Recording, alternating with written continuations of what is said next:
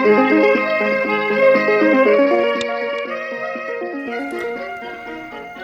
শ্রোতা, নতুন দিনের পথে এগিয়ে চলেছে আমাদের প্রিয় এর স্বদেশ বাংলাদেশ। ভবিষ্যতের পথের কাণ্ডারি আমাদের পরবর্তী প্রজন্ম, যাদের হাত ধরেই সাম্প্রতিক সময় আরও একবার স্বৈরশাসনের বেড়াজাল ছিন্ন করে শুভ্র আলোয় আলোকিত হয়েছে এ দেশ। নতুনভাবে দেশ সংস্কারের কাজ চলছে এখন। এ সংস্কার একদিনে সম্ভব নয়। এর জন্য সময় দেওয়া প্রয়োজন, সাথে প্রয়োজন আমাদের সকলের ধৈর্য ও সহযোগিতার। আমরা নিশ্চয়ই সেই সহনশীলতার পরিচয় দিয়ে সকলে এক হয়ে দেশের জন্য কাজ করব, এমনই শুভ প্রত্যাশায় আমন্ত্রণ সবাইকে প্রভাতী ম্যাগাজিন মহানগরের আজকের আয়োজনে।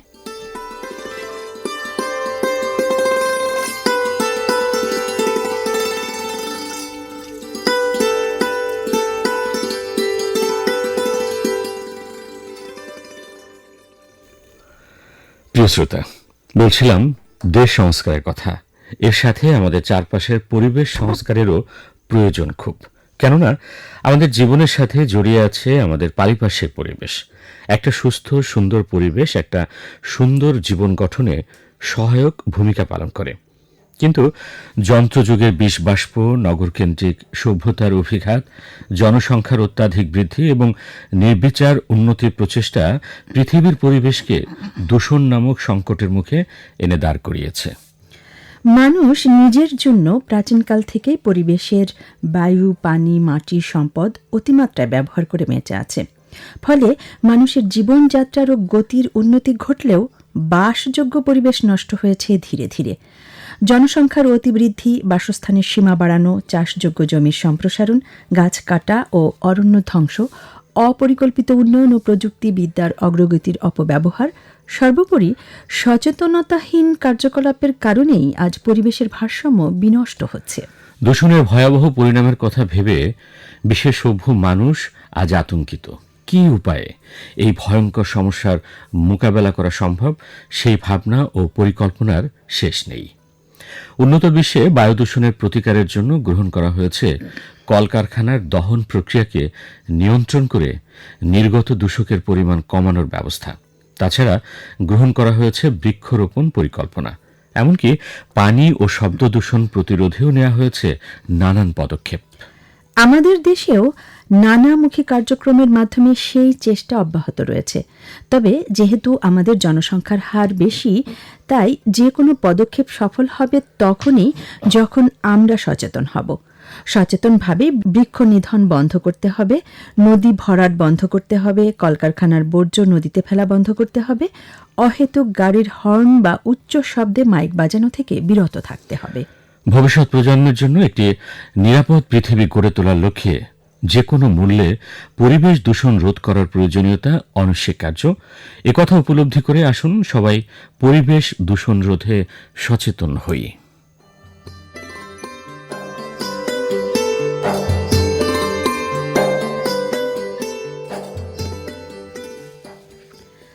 শ্রোতাবন্ধু, এবার জানিয়ে দিচ্ছি আজকের মহানগরে কি কি থাকছে আপনাদের জন্য।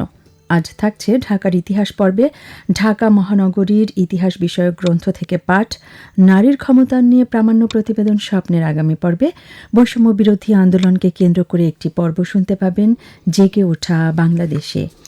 ক্রীড়া পর্যালোচনা পর্বে শুনতে পাবেন বিগত সপ্তাহ জুড়ে বিশ্ব ক্রীড়াঙ্গনের ও মহানগরীর উল্লেখযোগ্য খেলাধুলার বিষয়ে আলোচনা। জানতে পারবেন বিভিন্ন পরিবহনের সময় শুভযাত্রা পর্বে, আর শোনাবো একটি গান। তো জানিয়ে দিলাম আয়োজন সূচি। আশা রাখি পুরোটা সময় আমাদের সাথেই থাকবেন।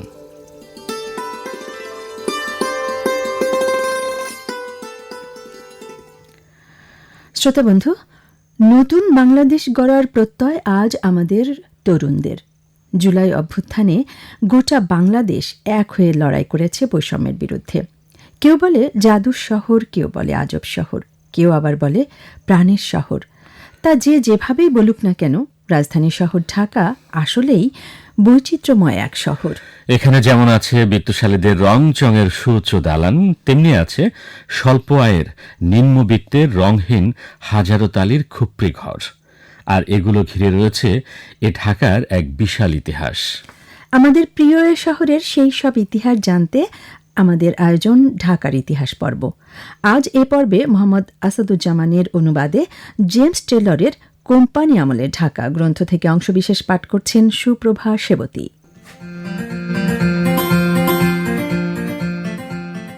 1204 খ্রিস্টাব্দে মুসলমানগণ কর্তৃক বঙ্গ বিজয়ের পর পূর্বাঞ্চলীয় জেলাগুলোর শাসনভার কয়েকজন কাজীর উপর ন্যস্ত করা হয় এবং এরা বিক্রমপুর, সাভার ও সোনারগাঁওয়ে বসবাস করেন। তৎকালীন ধর্মীয় প্রশাসকদের মধ্যে পীর আদম ছিলেন সবচেয়ে প্রসিদ্ধ। তিনি বিক্রমপুরের প্রশাসন কার্যে নিয়োজিত ছিলেন। সেখানে তিনি ধর্মান্ধতা ও অত্যাচারের জন্য কুখ্যাত হয়েছিলেন বলে প্রতীয়মান হয়। পরবর্তীকালে সেখানে বিভিন্ন রাজপ্রতিনিধি নিযুক্ত হয়েছিলেন। দেশের এ অংশের প্রথম যে ব্যক্তি ক্ষমতার অধিকারী হয়েছিলেন তিনি সুলতান উদ্দিন তুঘরিল। 1279 খ্রিস্টাব্দে এই শাসনকর্তা ত্রিপুরায় অভিযান চালান এবং সেখান থেকে ধন সম্পদ ও হস্তিসহ প্রচুর দ্রব্য লুণ্ঠন করে ফিরে আসেন। কিন্তু পরবর্তী সময়ে তিনি তাঁর এক সময়ের প্রভু বালিমের বিরুদ্ধেও অস্ত্র ধারণ করেন এবং সম্রাট সোনারগাঁও পর্যন্ত তাঁর পশ্চাৎধাবন করেন। অতঃপর তিনি সেখান থেকে পলায়নের চেষ্টা করেন, কিন্তু সম্রাটের সেনাবাহিনীর একজন সৈন্যাধ্যক্ষ কর্তৃক ধৃত ও নিহত হন। স্বাধীন নরপতিগণ কর্তৃক রাজ্য শাসন। সুলতান সিকান্দারের উত্তরাধিকারী স্বাধীন রাজাদের মধ্যে এই জেলা প্রসঙ্গে যাঁদের ইতিহাসে পরিদৃষ্ট হয় তাঁরা হচ্ছেন ইলিয়াস, খাজা সুলতান শামসুদ্দিন ভাঙর, তদীয় পুত্র উত্তরাধিকারী সুলতান সিকান্দার শাহ ও সুলতান আলাউদ্দিন হোসেন শাহ। এরা সবাই জেলার উত্তরভাগে অবস্থিত একডালা নামক শক্তিশালী দুর্গে বসবাস করতেন। এখানে দুবার সম্রাট ফিরোজ কর্তৃক ইলিয়াস খাজা ও তদীয় পুত্র অবরোধ অবস্থার সম্মুখীন হন, কিন্তু দুবারই দীর্ঘস্থায়ী ও ব্যর্থ অভিযান চালানোর পর সম্রাট তাঁর সৈন্যবাহিনী নিয়ে ফিরে যেতে বাধ্য হন এবং শেষ পর্যন্ত সুলতান সিকান্দার শাহের স্বাধীনতা স্বীকার করে নেন। একডালা দুর্গ থেকে হুসেন শাহ কামরূপ অভিযান চালিয়ে কামরূপের রাজধানী দখল করেন। স্বাধীনভাবে বাংলা শাসনকারী রাজন্যবর্গের মধ্যে হুসেন শাহকেই সর্বাপেক্ষা শক্তিশালী নরপতি রূপে ঐতিহাসিকগণ বর্ণনা করেছেন। 1503 খ্রিস্টাব্দে ভারত মানুষের এ দেশ পরিভ্রমণকালে সুলতান হুসেন শাহ নরসিংগার বা উড়িষ্যা রাজার সঙ্গে যুদ্ধে ব্যাপৃত ছিলেন। এই সময় তাঁর রাজ্য অত্যন্ত বিস্তৃত ছিল এবং তার সৈন্যবাহিনীতে 2 লাখ পদাতিক ও অশ্বারোহী সৈন্য এবং মাহুত ছিল বলে পরিব্রাজক বর্ণনা করে গেছেন। 16 শতাব্দীর শেষ ভাগে ঢাকা। বাংলার স্বাধীন নরপতিগণের পরবর্তী শেরশাহী রাজবংশের আধিপত্যের অবসানে এবং 16 শতকের শেষ ভাগে ঢাকার সন্নিকটবর্তী অঞ্চল কয়েকটি ক্ষুদ্র ক্ষুদ্র সরকার বা রাজ্যে বিভক্ত হয়ে গিয়েছিল বলে প্রতীয়মান হয়। এগুলো এক একটি রাজ্য নামের মর্যাদায় বিভূষিত ছিল। ত্রিপুরাও তখন একটি স্বাধীন এলাকা রূপে গঠিত হয়, বর্তমানকালে যেমন আছে, এবং এর রাজারা পূর্বে আরাকানি রাজাদের অধীন ছিলেন। তখন তারা মানিক উপাধি ধারণ করতেন, অন্যদিকে অভিজাত ব্যক্তিরা নিতেন নারায়ণ উপাধি। এর রাজধানী বাকলা বা বাকেরগঞ্জ জেলার চন্দ্রদ্বীপ পরগনায় অবস্থিত ছিল। 1886 খ্রিস্টাব্দে ফিচ এটিকে একটি সম্পদশালী দেশরূপে বর্ণনা করেন।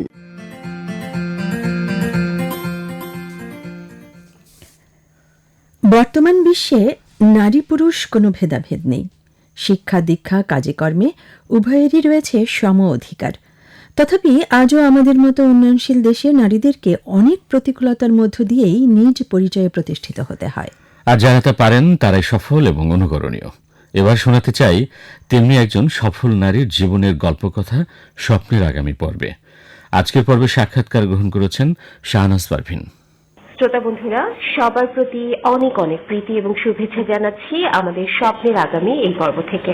বন্ধুরা, ঢাকা কেন্দ্রিক বেশ কিছু নারী উদ্যোক্তা সংস্থা বা তাদেরকে একত্রীকরণ করা, মেয়েদেরকে এগিয়ে নিয়ে চলা এবং নিজস্ব একটি প্রতিষ্ঠানের পরিচিতি তার আছে। চলুন তার সঙ্গে কথা বলি এবং তার কাছ থেকে আমরা তার পরিচয় জেনে নিই।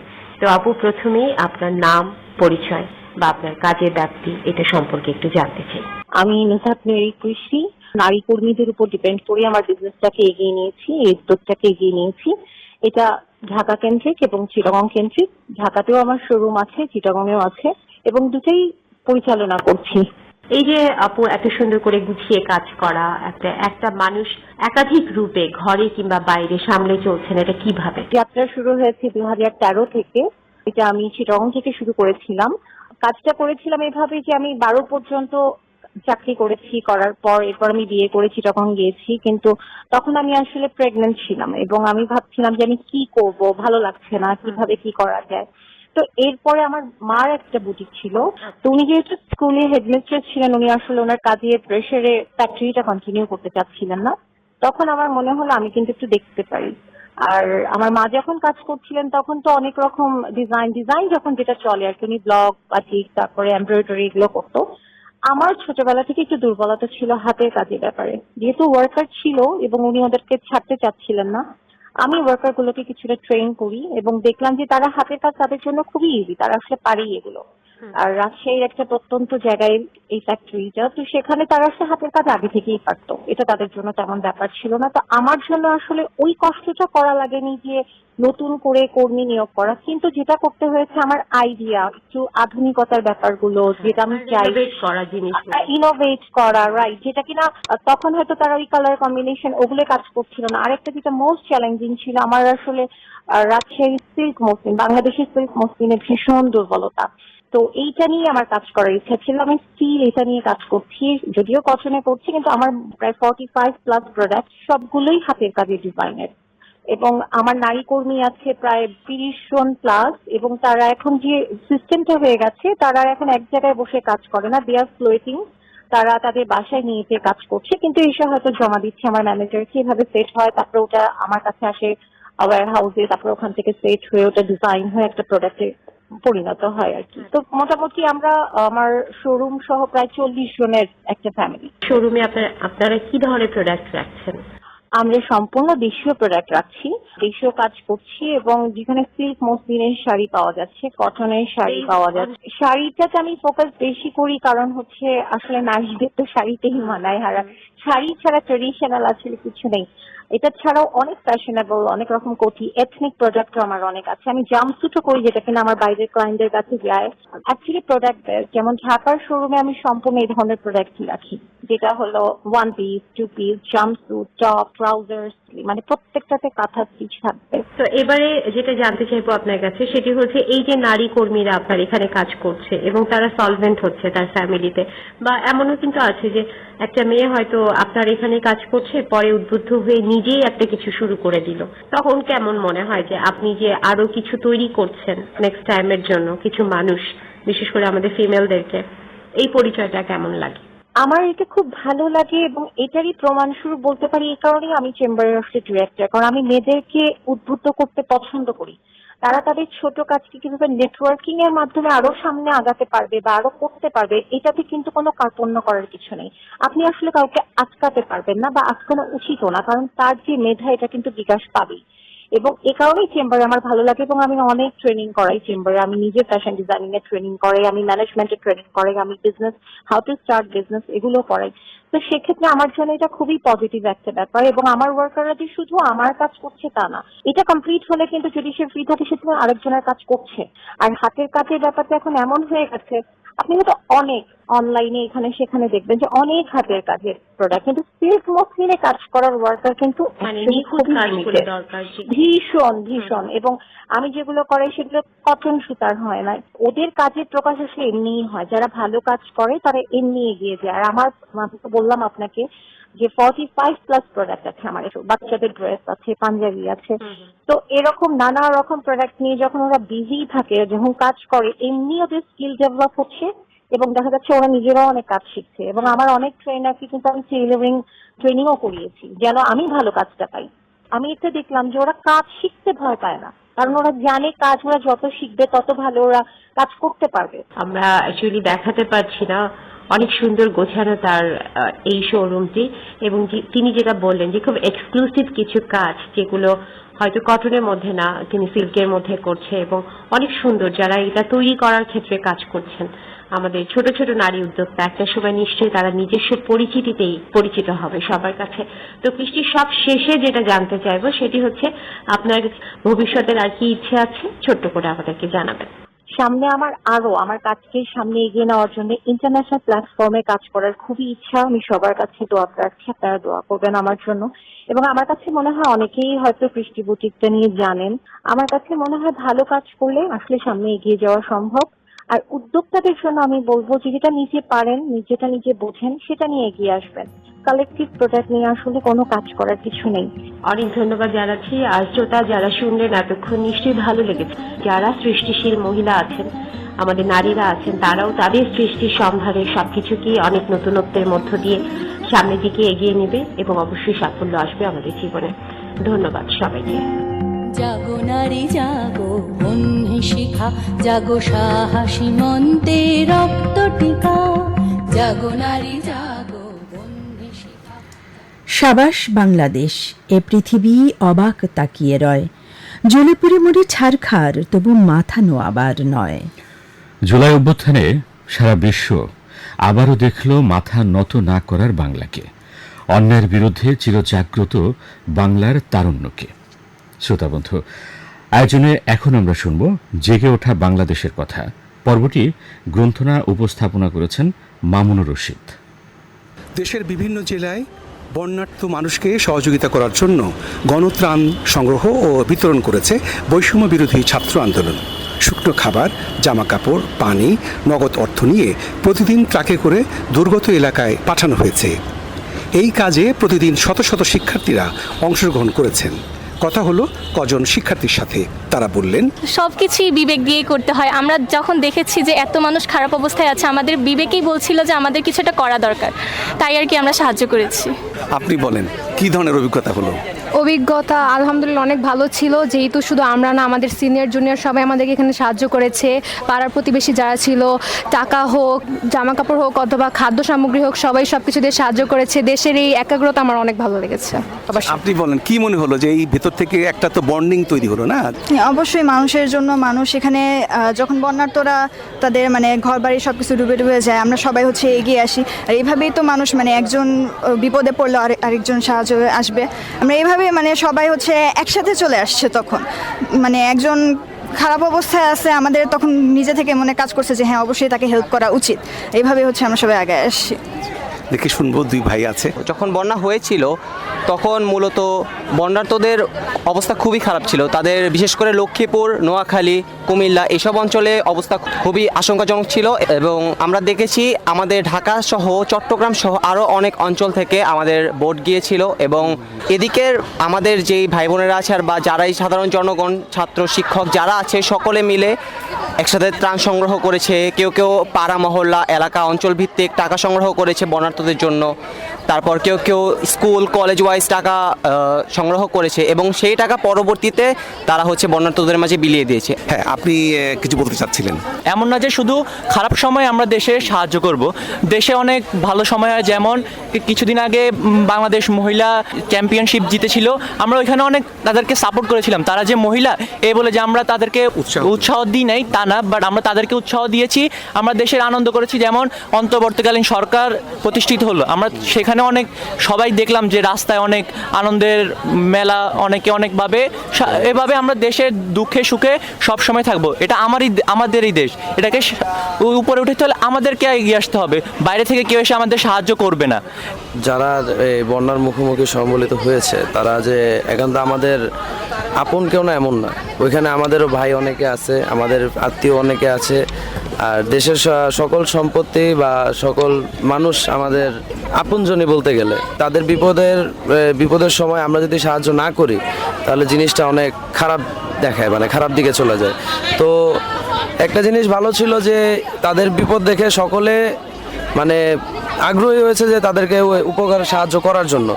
কারোর ভিতরে আমি দেখি নাই যে এমন বলে না যে এখানে করে কি পাবো, এই কথাটা কেউ বলে নাই। তারা নিজের হয়ে সবার জন্য কাজ করছে, যেটা জিনিসটা অনেক ভালো ছিল। মানুষ মানুষের জন্য, এটি বারবার প্রমাণ করেছে ছাত্র তরুণ সমাজ। যে কোনো দুর্গত কিংবা ক্রান্তিকালে তারা দিন রাত ভুলে গিয়ে আর্ত পীড়িতদের পাশে দাঁড়িয়েছেন, উদ্ধার কার্যক্রমেও অংশ নিয়েছেন। এসব শিক্ষার্থীদের জন্য আমাদের পক্ষ থেকে রইল অভিবাদন।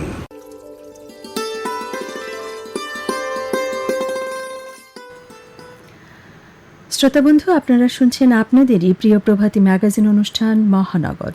সরাসরি প্রচার হচ্ছে বাংলাদেশ বেতার ঢাকা থেকে। বন্ধুরা, আমাদের এবারে নিবেদন ক্রীড়া পর্যালোচনা পর্ব। বিগত সপ্তাহ জুড়ে বিশ্ব ক্রীড়াঙ্গনের ও মহানগরীর উল্লেখযোগ্য খেলাধুলার বিষয়ে আলোচনা নিয়ে আজকের এই পর্বে আপনাদের সাথে আছেন আলফাজউদ্দিন আহমেদ ও মোহাম্মদ মিজানুর রহমান।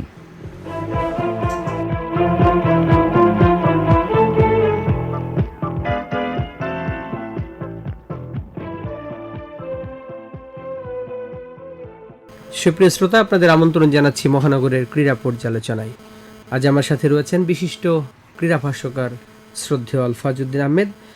শুরুতেই আমরা ক্রিকেট প্রসঙ্গে আলোচনা করতে চাই, কারণ এই মুহূর্তে বাংলাদেশ দল সফর করছে ভারতে। ইতিমধ্যেই প্রথম ক্রিকেট টেস্ট ম্যাচ শেষ হয়েছে। Bharat ICC test ranking, ICC test championship সব জায়গায় এগিয়ে, তারপর ঘরের মাঠে খেলছে, সব মিলিয়ে ভারত এগিয়ে ছিল। তারপরও 280 রানের পরাজয় কিভাবে ব্যাখ্যা করবেন আলফাজউদ্দিন আহমেদ? শুভ সকাল, ধন্যবাদ চঞ্চল। আসলে ক্রিকেট নিয়ে বাংলাদেশের মানুষের এবং বাংলাদেশের জনতার আমার মনে হয় উত্তেজনাটা ভিন্ন রকমের, এবং এই উত্তেজনার পাদত্রা অনেকটা বৃদ্ধি পেয়েছিল সাম্প্রতিক অতীতে, অর্থাৎ ঠিক এই সিরিজের আগেই, 1 মাস আগেই বা 15 দিন আগেই শেষ করে আসা পাকিস্তান সফরের কারণে। এবং পাকিস্তান সফরে বাংলাদেশের যে সফলতা, সেটা সকলকে একেবারে অভিভূত করেছিল, চমকে দিয়েছিল। অপ্রত্যাশিত ছিল অনেকের কাছেই যে পাকিস্তানের বিরুদ্ধে পাকিস্তানের মাটিতে বাংলাদেশ এত ভালো করতে পারে। আমরা কিন্তু সেই সিরিজে দেখেছি পাকিস্তানকে বাংলাদেশ পরপর 2টি টেস্ট ম্যাচ হারিয়েছে। এমন একটা টেস্ট ম্যাচ আমরা সেকেন্ড টেস্ট ম্যাচে খেলেছিলাম যে 26 রানে 6 উইকেট পড়ে যাওয়ার পরেও সেখান থেকে একটা ওয়ার্ল্ড রেকর্ড সৃষ্টিকারী 169 রানের পার্টনারশিপ, এবং পরে সেই ম্যাচ আমরা জিতেছিলাম। সুতরাং আমাদের এই পারদটা কিন্তু সেখান থেকেই উপরের দিকে উঠেছিল। ভারতের বিরুদ্ধে ভারতের মাটিতে ভালো কিছু করা প্রায় অসম্ভব, তার কারণ ভারত এখন টেস্ট র্যাঙ্কে কিন্তু 1 নম্বর দল। তারপরে ঘরের মাঠে তারা খেলবে, তার উপরে আবার চেন্নাই। আমরা চেন্নাইয়ের ইতিহাসটা জানি, ভারতের অন্যতম প্রধান একটা ক্রিকেট ভেন্যু। ঠিক ইডেন গার্ডেন্সের পরপরই চেন্নাই কিন্তু ক্রিকেট খেলা শুরু হয়, এবং এখানে ভারতের অনেক সফলতার গাথা কিন্তু লেখা আছে। লোকাল বয় আমরা জানি যে অশ্বিন, সে কিন্তু কিছু না কিছু সেখানে করবেই, এরকম। এবং সেটি যদি বলি যে 144 রানে 6 উইকেট পতন ঘটিয়েছিলাম আমরা প্রথম ইনিংসে ভারতীয় দলে, সেই জায়গা থেকে স্পিনিং অলরাউন্ডার অশ্বিন জাদেজাকে নিয়ে ভয় একটু ছিলই, এবং সেই ভয়টাকেই শেষ পর্যন্ত তারা প্রমাণ করলেন, এবং অসাধারণ ব্যাটিংয়ের পাশাপাশি দুর্দান্ত বোলিং। আমি যদি বলি বাংলাদেশ বোথ ইনিংসে ব্যাটিংয়ে ব্যর্থ হয়েছে। ফার্স্ট ইনিংসে টপ 6 সকলেই কিন্তু ডাবল ফিগারে পৌঁছে গিয়েছিল, বাট ক্যারি করতে পারেনি, বড় ইনিংস খেলতে পারেনি। সেকেন্ড ইনিংসেও নাজমুল শান্ত ছাড়া বলার মতো রান ছিল না। এই যে বোথ ইনিংসে ব্যাটিংয়ে ব্যর্থতা, আমার মনে হয় যে ব্যাটিংটা ভালো করতে পারলে আরো একটু ফাইট করা যেত। অ্যাবসলিউটলি সো, কথা ঠিক তাই। কিন্তু আমাদের যে সফলতার দিকগুলো রয়েছে সেগুলোকেও খাটো করে দেখার কোনো সুযোগ নেই। ভারতীয় ব্যাটিং লাইন আপ কিন্তু ওয়ার্ল্ডের one of the best batting line up, তার মধ্যে ঘরের মাঠে তারা খেলছে। তাদেরকে 144 রানে 6 উইকেট ফেলে দেওয়া, তার মানে আমরা তখন তো ভাবতেই পারি যে 250 রানে তাদের ইনিংসটা শেষ হবে। সেটা যদি শেষ হতো তাহলে কিন্তু এই গল্পটা টেস্ট ম্যাচের অন্যরকমের হতো, নিশ্চিতভাবে আমি বলতে পারি। প্রতিদ্বন্দ্বিতা অনেক বেশি থাকতো, বাংলাদেশের জয়ের সম্ভাবনা আরো বেশি থাকতো। কি হতো বলা মুশকিল। যাই হোক, সবকিছু ডিফাই করে যেটা হওয়ার সেটাই হয়েছে। ভারত নিশ্চিতভাবেই একটা শ্রেষ্ঠতর দল, এবং নিজেদের মাটিতে তারা ভালো খেলবে, এটাও প্রত্যাশিত। অশ্বিন তার হোম গ্রাউন্ডে আরও একটা সেঞ্চুরি করেছে, ক্যারিয়ারের 6 নম্বর, এই মাঠে তার 2য় সেঞ্চুরি, এবং 6টা উইকেট তুলে নিয়েছে সেকেন্ড ইনিংসে। বাংলাদেশের ধসটা কিন্তু সেই নামিয়েছে। সুতরাং ভারতীয় দলের যে শক্তিটা রয়েছে এবং সেটা যে কনসিস্টেন্ট, সেটা কিন্তু আবারও প্রমাণিত হয়েছে। ভারতে আমি যেটা বলতে চাচ্ছি সেটা টেস্ট চ্যাম্পিয়নশিপে গতবারই কিন্তু ফাইনাল খেলতে পারেনি, আউট হয়ে গেছিল। এবারে তারা চাচ্ছে যে করেই হোক ফাইনালে তারা যাবে, এবং ফাইনালটা খেলে এই টেস্ট চ্যাম্পিয়নশিপে একবার চ্যাম্পিয়ন তারা হতে চায়। আগামী শুক্রবার থেকে বাংলাদেশ ভার্সেস ভারতীয় দলের মধ্যকার 2য় ক্রিকেট টেস্ট ম্যাচ শুরু হবে। এছাড়াও আগামীতে 3টি টি20 ম্যাচও বাংলাদেশ খেলবে। শ্রীলঙ্কা ঘরের মাঠে নিউজিল্যান্ডকে হারিয়ে দিয়েছে, এবং প্রবাদ জয়সূরিয়ার দুর্দান্ত বোলিং, একই সাথে কামিন্দু ম্যান্ডিসের ব্যাটিংয়ের সুবাদে 63 রানে নিউজিল্যান্ডকে হারিয়েছে। তবে আমরা আলোচনা করব আজকে আফগানিস্তান 2-1 ওয়ানডে সিরিজে দক্ষিণ আফ্রিকাকে হারালো। রহমানুল্লাহ গুরবাজের দুর্দান্ত ব্যাটিং, এই সম্পর্কে কি বলবেন?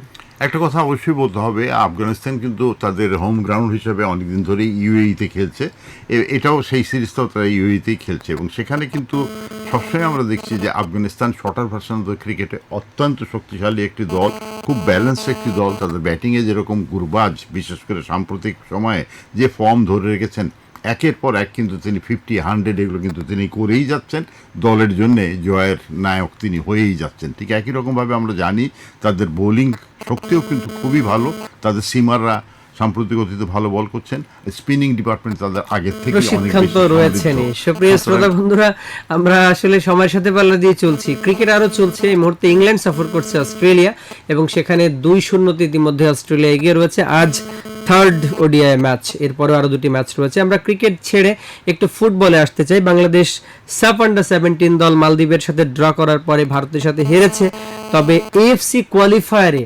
বাংলাদেশ প্রথম ম্যাচে 4-0 সিরিয়ার কাছে হেরে গিয়েছিল, সেটি প্রত্যাশিত ছিল। বাট গোয়ামের সাথে 2-2 ড্র করা, এই সাফ আন্ডার-20-তে চ্যাম্পিয়ন হওয়া দলটি এখানে এসে আবার গোয়ামের সাথে ড্র করছে।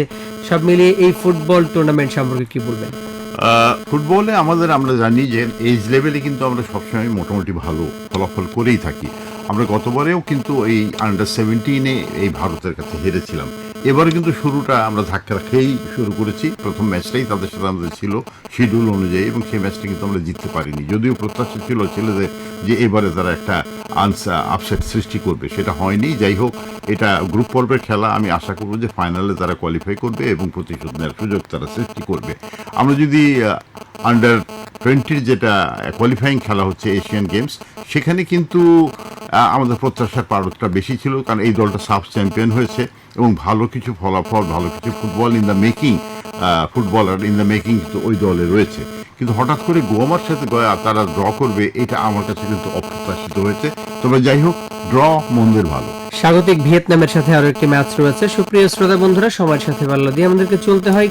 ক্রিকেট, ফুটবল, ব্যাডমিন্টন, হকি সব জায়গায় এগিয়ে যাক বাংলাদেশের ক্রীড়াঙ্গন, সেই প্রত্যাশায় আজকের মতো শেষ করছি। আল্লাহ হাফেজ।